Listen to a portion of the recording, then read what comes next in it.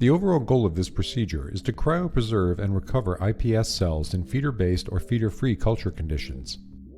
This is accomplished by first beginning passaging your iPSCs as you normally would. The second step of the procedure is to transfer the cells into serum-free freezing medium. The third step of the procedure is to cryopreserve as you normally would. The final step of the procedure is to thaw the cells and begin maintenance.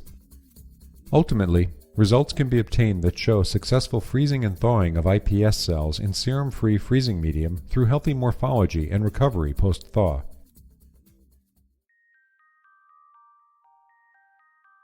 Hi, I'm Kate Wagner at the GIBCO site at Life Technologies.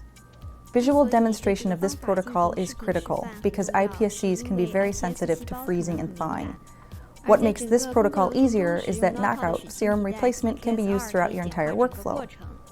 Today, the KSR family of products includes a full list of media and reagents for feeder-based, feeder-free, and xeno-free culture of your embryonic stem cells and induced pluripotent stem cells.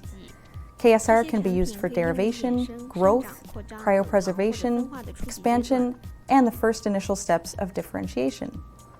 The following video will show you thawing and freezing your cells using KSR in a feeder-free condition.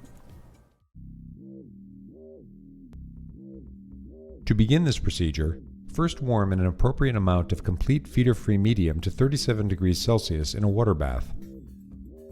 Aspirate spent medium from the culture vessel, which is a 60 mm dish in this case. Rinse the human-induced pluripotent stem cells twice with DPBS. Then add 1 ml of dispaste to the dish.